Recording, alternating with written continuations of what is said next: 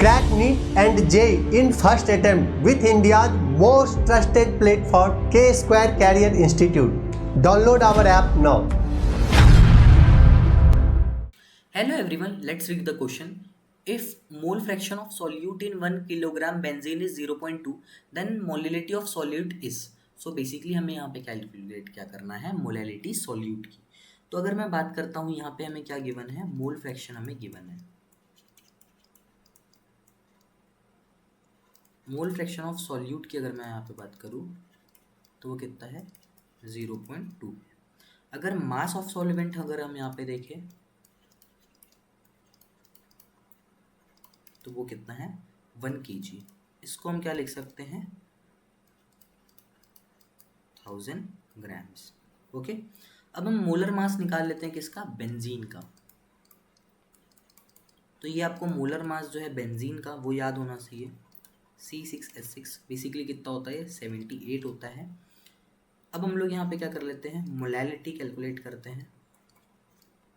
Okay, moles of solute upon में mass of solute आपके इन KG, किसमें केजी में. तो बेसिकली आपके पास में क्या हो जाएगा यहाँ पे. अब इसके बाद में हम क्या देख लेते हैं, मोल फ्रैक्शन देख लेते हैं. मोल फ्रैक्शन किसका, आपके सॉल्यूट का. तो यहाँ पे क्या हो जाएगा हमारे पास में एन सॉल्यूट अपॉन में n solute plus n solvent. ठीक है, अब हम यहाँ पे क्या क्या निकाल लेते हैं, मोल्स ऑफ, सबसे पहले सॉल्वेंट निकाल लेते हैं. ठीक है,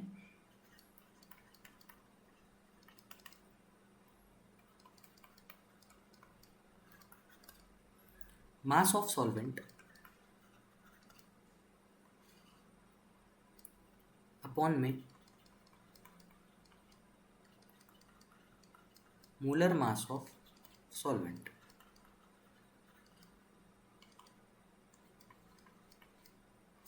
थाउजेंड अपॉन में 78.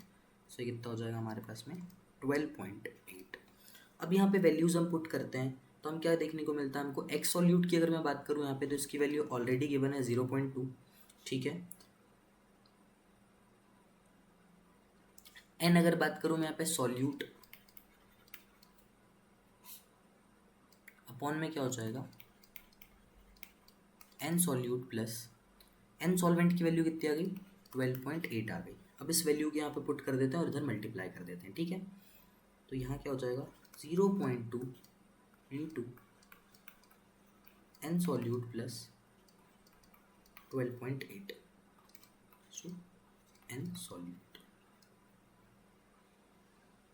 अब जैसे ही हम इसको आगे और कैलकुलेट करते हैं तो हमारे पास में क्या आ जाता है 0.2 एन सॉल्यूट प्लस 2.56 और यहाँ पे आपके पास में एन सॉल्यूट. एन सॉल्यूट में से हम इसको 0.2 को माइनस कर देते हैं. यहाँ पे n solute minus 0.2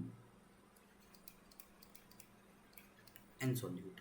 so it will be 2.56 is 0.8 n solute. अब 0.8 को यहाँ पे नीचे मल्टीप्लाई कर देते हैं तो आपके पास में एन सॉल्यूट निकल जाएगा.